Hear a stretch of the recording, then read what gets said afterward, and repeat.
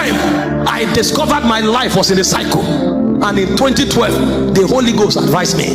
He said, if you want to fulfill this destiny, better leave food alone. The greatest of us fell either by food or by our attraction to the opposite sex. You don't leave it, you become nothing. And from 2012 to 2017, I fasted every day from morning till night. 5 years. Before the fasting was over, I exploded. See, there is something on your inside that the world can't contain. He said he has put eternity in our hearts, but that eternity must erupt in order to swallow the world. Power that fasting activates is the power to rule in the realms of spirits. Spirits control the affairs of life. The earth realm is like a theater, it's like a screen in the spirit realm. The reoperation does not happen here, it only manifests here. It's like the LED screen we are watching. These pictures you are seeing are a product of a very robust circuit system that projects the impulses that is transmitted through electric current. If you assume these pictures are my son, when a phone starts ringing, he will rush because he's wondering, how did somebody's head enter this phone and he's talking? Because he assumes somebody's head is inside the phone, so he's checking to look at. It's a complex manipulation. Everything happening on earth is orchestrated first in the realms of spirit. And so for a man to be a ruler in the natural world, he must be enthroned in the spirit realm. And one of the ways you enter the corridors of power in the spirit is by fasting.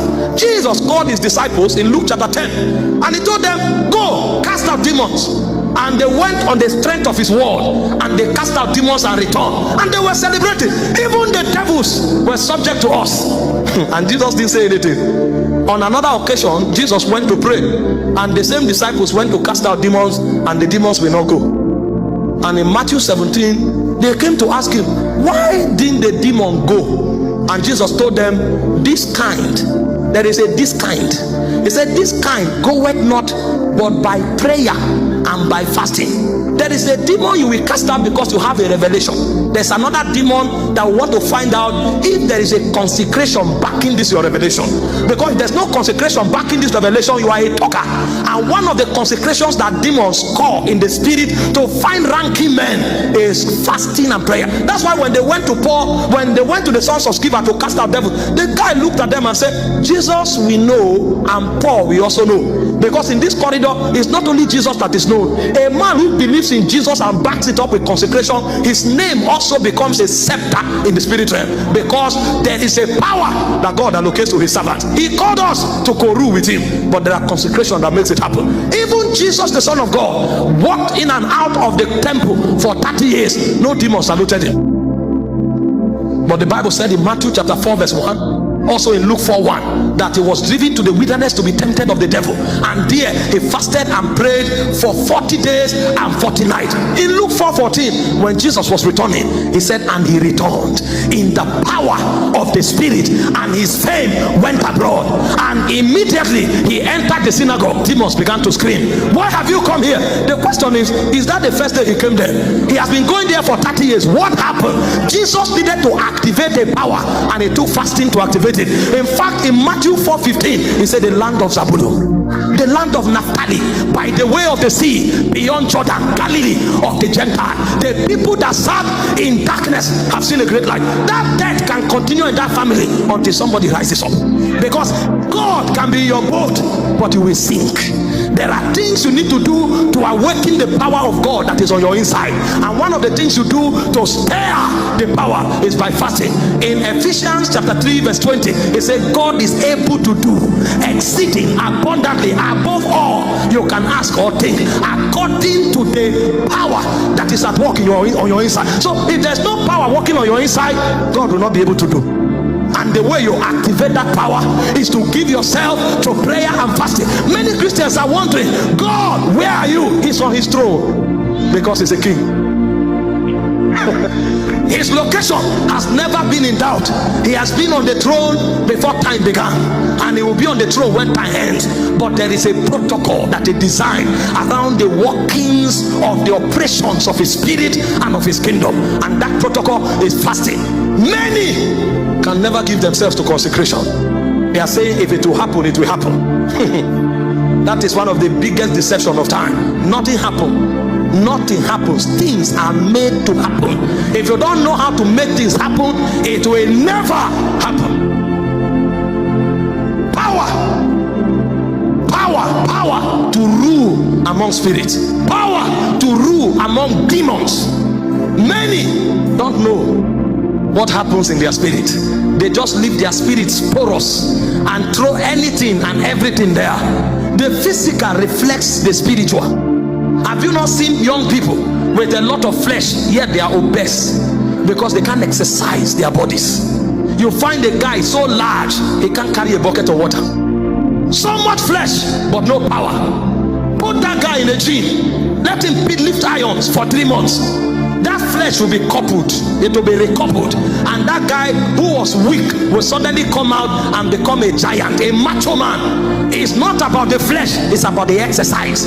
So the power can be in your spirit, but it will be dormant. Every time we begin to fast, we excavate power, and suddenly you will discover that what you are looking for is not outside you, it's inside you. He said, with joy shall ye draw out waters from the wells of salvation. There is a power on your inside, but it will take fasting to fetch it. That's why demons mess up with people. If you become volatile through fasting, even the demons will advise themselves that this is not a place to be, because fly only perch on cold food. When you become hot, there's an intelligence in the fly realm to know that if you perch here, you are in trouble. There are men that demons tell themselves, don't go there. If you even fly over that house, there will be problem. You will not walk for 1 month because they are too volatile. They are volatile. Paul said, in fasting often I pray in tongues more than ye all. So they know him in the demonic realm. If you get him angry, there will be challenge. He knew how to walk. Power. Every Christian should rule among demons. It's our first, in fact, it's one of the signs that prove that we are Christians. They say these signs shall follow them that believe. In my name they shall cast out devils. And so when Christians begin to struggle with demons, it means they've not touched power. They've not touched what it takes to survive and to succeed in time. And may God not make a demon know that you are susceptible to him. Demons are wicked creatures. You must rule over demons. You must dominate demons, and you must subject them to do the will of God. But it will take a lot of fasting for the revelation to come alive, for the power to be stirred. And if that doesn't happen, you can't rule. Number 3, fasting. It takes fasting to start a worthwhile adventure in this life. If it's this life, you want to do something that will be etched on the sand of time. You want to do something that is global. You want to do something that is eternal. It will take a lot of fasting. A lot of fasting. In Acts chapter 13, from verse 1 to 2, it said 5 men gathered in Antioch. It said they were teachers and prophets, but they couldn't start a movement. It's not a title that starts a movement, it's a power.